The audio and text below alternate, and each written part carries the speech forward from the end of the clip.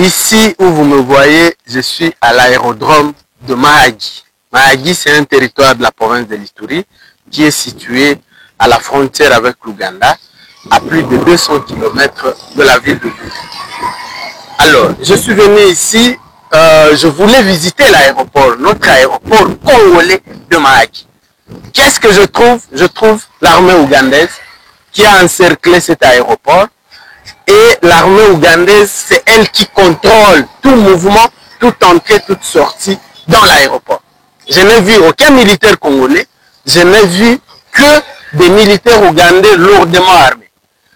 Et qu'est-ce qu'ils nous disent? Ils nous disent, nous ne pouvons pas accéder. Un militaire ougandais me refuse l'accès, moi, congolais, dans mon propre pays. Monsieur le président Félix, est-ce que vous pouvez nous expliquer cette histoire, c'est quoi? Est-ce que vous avez vendu une partie de notre territoire aux Ougandais ou comment? Comment on peut nous expliquer que des militaires ougandais lourdement armés prennent le contrôle d'un aéroport en fonction?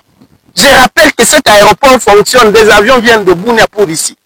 Et c'est des Ougandais qui font la loi sur un aéroport congolais où je n'ai vu aucun militaire congolais. J'ai regardé, j'ai cherché, pas de militaires FARDC, c'est des militaires ougandais lourdement armés. Quelqu'un peut nous expliquer ça? Lorsque moi je dis qu'il ne s'agit pas de coopération que nous faisons ici, qu'il s'agit d'une invasion ougandaise malheureusement cautionnée par notre gouvernement, on ne m'écoute pas. Voilà les preuves, monsieur le président. L'officier ougandais qui sont allés chercher, parce que j'ai dit moi je dois accéder dans ça, je dois entrer, caméra à l'appui, je dois y entrer. Ils ont dit tu peux pas. Ils ont fait venir leur officier, je ne sais même pas il est de quel grade. Il m'a dit ceci. Monsieur, tu ne peux pas accéder ici. J'ai dit pourquoi? Parce que cet endroit, c'est un endroit militaire.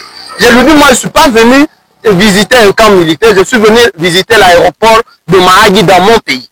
Il me dit, c'est moi qui fais la loi ici, mais je peux t'arrêter si tu continues à parler, et même j'ai le pouvoir d'interdire même l'atterrissage d'un avion dans cet aéroport. J'ai dit, hein? Vous, Ougandais, vous avez le pouvoir d'interdire à un avion congolais d'accéder dans cet aéroport. Mais qui vous a donné ce pouvoir-là?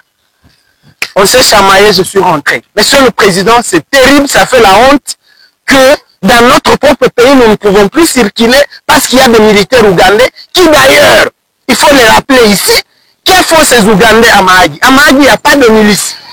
Aucune milice à Mahagi.